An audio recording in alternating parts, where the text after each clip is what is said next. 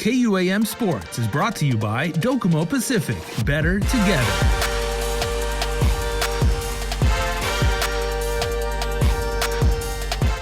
Half a day, everybody. Welcome to KUM Sports. I'm Jason Salas. We are bringing you all sorts of stories, information, everything having to do with Guam athletics. And I'm joined by two very, very good friends of mine to talk about how you can make good on your New Year's fitness and dietary resolutions. We have, of course, Caleb Barretto. He is the brains and brawn behind Unified Fit. And I have not seen this gentleman in some time. So, Caleb, good to see you, bro. You too. It's been a long time, and it's good to see you this year.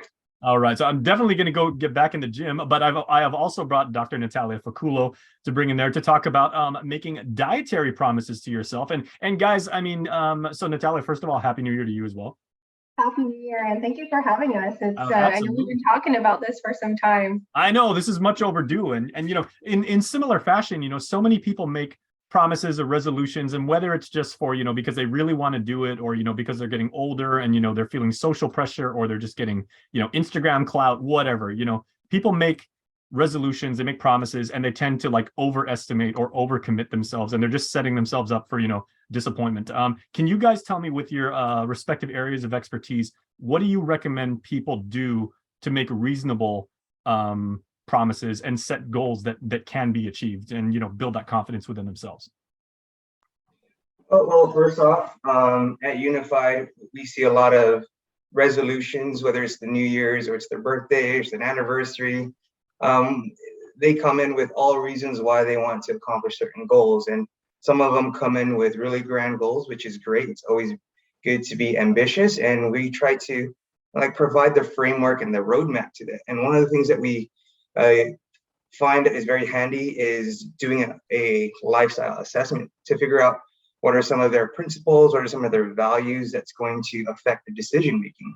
That way, like you said, with social media, you know, the toxicity of subjective mindset and trends tend to take over. And so if we get an idea on what is truly important to them, we can start making these smaller goals that we can eventually get these small W's that lead into large goal accomplishments. So first and foremost is an assessment, get an idea of what their lifestyle is like and what truly is important to them, and what they define as quality of life. Okay, so even though on Guam we don't know anything about snowballs, because we don't have to worry about that, you're actually looking at like the snowball effect, and, you know, kind of have success breed success. Absolutely. Like when we had just a recent client, they go, oh yeah, I have a wedding coming up, I need to lose 20 pounds, and it's happening next month. I'm like, oh, well, you know, for the sake of health, we're not going to focus on like the number on the scale. You obviously want to look good or fit into a dress. So instead of looking at the scale, let's turn your subjective goals into maybe something that's more objective, like focusing on performance. Because when we're not so hampered by what the scale says, we can focus on something that we actually have full control over, which is, you know, our daily routines, making sure we drink half of our body weight in water, turning off the electronics at whatever, like 7:30. For myself, I use an iPhone, so I use the Focus app for bedtime. So all of my notifications shut off. The light on my screen goes down to the yellow or the less blue light, I guess. So I use that. So, you know, if anybody's watching this and they're trying to get a hold of me after 7 p.m. and I don't answer, that's probably why. Note to self, do not WhatsApp Caleb after 7 p.m. Yeah, exactly. You know, some of these things help me create a routine that, you know, those are my small wins. We actually had a conversation last night. I saw her just looking, I saw her working across the table, and she was doing a lot of writing, and I was like, wow, baby, it's 8 p.m. and you're writing. What are you doing? You should be relaxing. And one of the things she says is, she goes, you know, it's not something that I find pleasure in all the time, but I made a commitment to do this every year because it's going to lead to something bigger. And I was like, wow, you know what? One of the things I want to do as one of my resolutions is to do a little bit more self-reflective this year. Well, there you go. Well, okay. So, you know, for those of you who don't know, Caleb and Natalia are engaged to be married. So congratulations again. Super, super happy for the both of you. Thank you. We're so excited. Can't wait. And exactly. I mean, that comes through. And I think the fact that, you know, you're both experts, you know, in this field and everything like that, you guys can, you know, play off each other, but then you guys can also, you know, constructively critique each other. Would you agree, Natalia? Yes. And, you know, there's often those health checks, as Caleb mentioned, we call this, or I call this health check, because it's like, okay, we're working past 7, but sometimes it's not, to me, I don't consider it, well, it's more of a soul working. Mm-hmm. So getting down these fundamental, like important values that will guide me, especially as we're in the new year. And Caleb just mentioned about like figuring out what's important to you. And most importantly, what could be doable in this season of your life.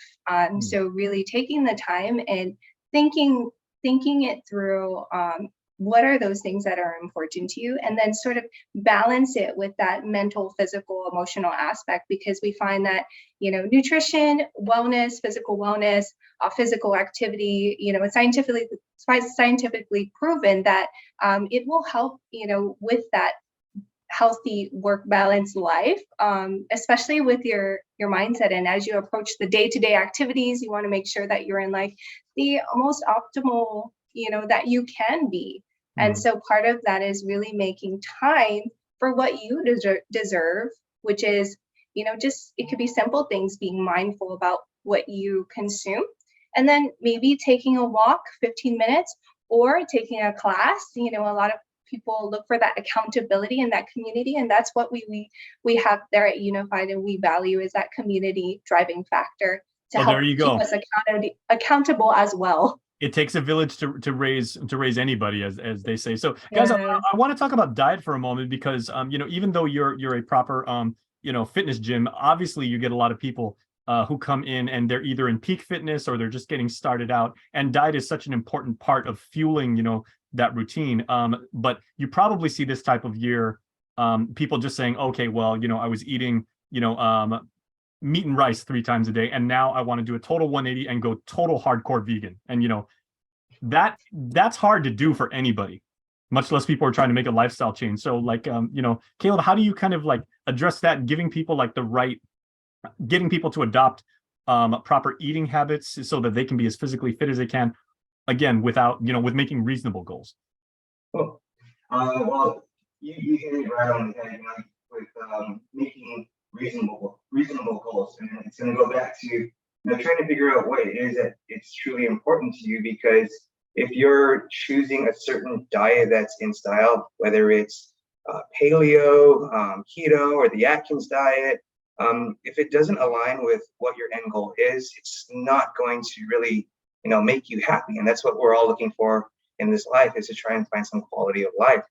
So what I normally advise people is to, let's start with quality over quantity. Let's get rid of those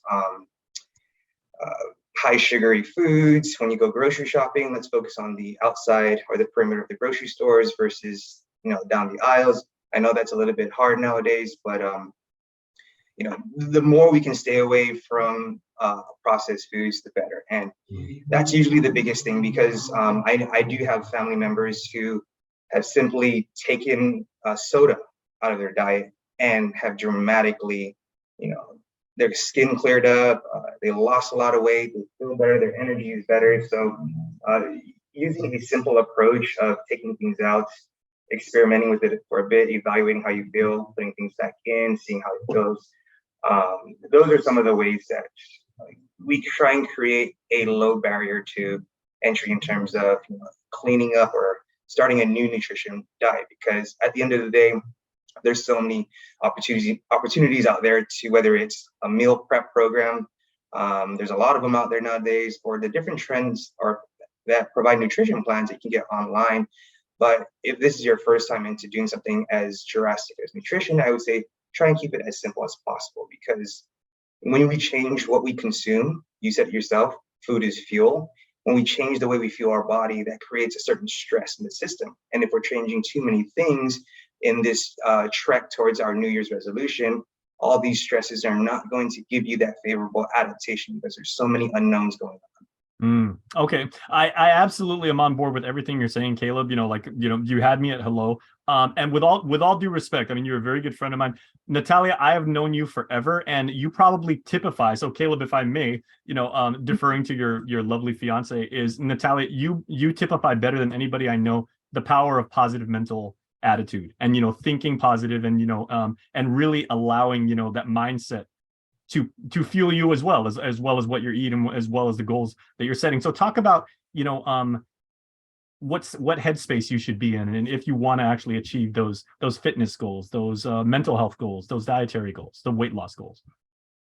Yeah, and thank you, Jason, for helping guide us in this conversation too. And Caleb, earlier he touched on being able to reflect and do some retrospectives and where we're at in our lives. So I definitely love to sit down and really think about, okay, what's important to me and how I can incorporate that balance through, maybe it's I get out and do some physical activity 2 to 3 times a week. But it's really acknowledging it starts with acknowledging where you are in this season. And then really looking at managing your expectations as you set these mini micro goals, or even just to-dos throughout the week that you want to accomplish. So thinking about it in the most simplest terms, like what is that, and identifying that and making space. Because that it'll translate to helping you feel better. It'll produce more endorphins and help you enjoy what you do. So really making that time for yourself, but first acknowledging, where you are, what you need to do, and then how you can get there to help set the tone into the next week. Okay. So let's wrap up with some final thoughts, guys, about what you're seeing at Unified, Caleb, as far as people coming in and maybe what they're saying is, like, I want a new me, or, I went through something and I just need a lifestyle change, or, I may have lost somebody very, very dear to me, and I made a promise to this person that I would, that I change myself, like, for them and everything. So what are you seeing as far as what people are coming in with? Well, with all of that, yes, but at the same time, everybody's trying to make a big comeback from being in the lockdown and COVID. And one of the things I want to have health for the sake of, bulletproofing my body to, whether it's the flu or if it's COVID, not experience that again. For those of like us, we have a big date that we have in mind, and so we're going to plan backwards with an end goal. And so everybody has their own specific goals, but they're all chasing quality of life. And for me, quality of life is having to improve shared experiences amongst your friends, families, or even your loved ones. We went to go watch a movie the other day, Avatar. It was great, and I don't think I'd enjoy watching that movie if I was by myself, much less my fiance. So when we look at fitness, I look at, okay, how can we improve someone's quality of life by improving their capacity to move? We live on a beautiful island where there's so many fun things to experience outdoors, and the only way we can do that is with physical capacity or physical fitness. And so if I can help somebody get into playing soccer with their kids or their grandkids instead of being on the sideline, that's a win in itself. And it's a process. Everybody wants these nice elaborate sentiments, so I always tell them, this is going to be a 60 to 90-day process. You're coming into the gym, a new environment, so your stress levels are going to be like hyper aware, and you're going to be focusing on people around you that you don't know. You're going to be focusing on not hurting yourself doing things you don't normally do. So not a lot of fitness is going to happen. So I usually tell people, and I advise them, just start creating a habit of coming to the gym, smiling, and making friends in your first month. Don't worry about that's the key word, right? Habit. Because it's just weird because it's new. You do it twice, like, oh, it's okay, I'm a little less nervous. You do it 3 times, that's a behavior pattern. Yeah, sure. And with that, it's creating that habit of incorporating coming to the gym or stopping by the gym on your way home as part of your new lifestyle. Because after that, there are stresses when you come into the gym are going to start lowering down. You're going to focus on enjoying movement, feeling good, and that's when the consistency happens because you're enjoying it. And after you're consistent and you make new friends, you're not even going to notice that the results are coming. People are going to start complimenting you. Oh, your skin looks great. You look like you're glowing. Your energy is well, and you look like you thinned out, and you look like Jason, because you lost 30 pounds, and your hair's all great. You look like Jason. And you're not even going to notice that all the hard work you put in, because, like Natalia said, if you surround yourself with the right group of people, if you join a gym that, you know, you can align your values with, it's not necessarily, you know, hard work. It's going to be hard work, but it's fun work. It's like playing a sport, you know, soccer, for example. It's very taxing. It's very fatiguing to the body, but we do it anyway. And why do we do it? Because it's fun. Why do we do it with certain people and not just anybody? Because we can align with our goal. We can align our goals with a group of people on our team. And that is So why it's simple. very aptly named. The business that you have grown from a very small startup to a very successful gym, Unified Fit. And I love that. Okay. Lady, the lovely lady will get the final word and everything. So Dr. Faculo, some of your thoughts about what you can inspire people to do as far as, you know, like really, you know, making good on the promise to themselves.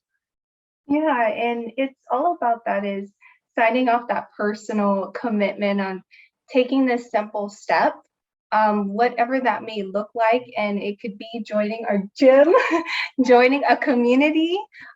It could be maybe taking some time to self-reflect, because that also, you know, brings some benefits to balancing life, well-being all together. And I'm all about that. So you know, there's nothing like writing it down, a simple task, and seeing it, and that could help sort of formalize the process. So, you know, small Manifesting steps. works.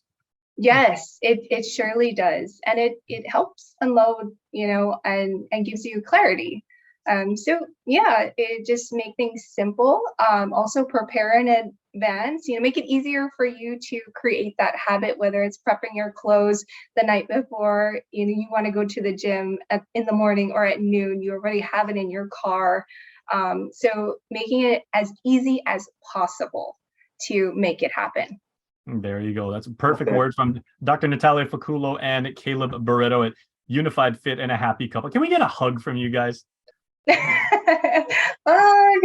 There you go. That unified, like literally. Okay, so guys, thank you so much, and thank you for the inspiration, thank you for the education, and we look forward to great things from the both of you and your business in 2023. Much love. Thanks so much. Happy New Year. Right. Happy New Year. KUAM Sports is brought to you by Docomo Pacific. Better together.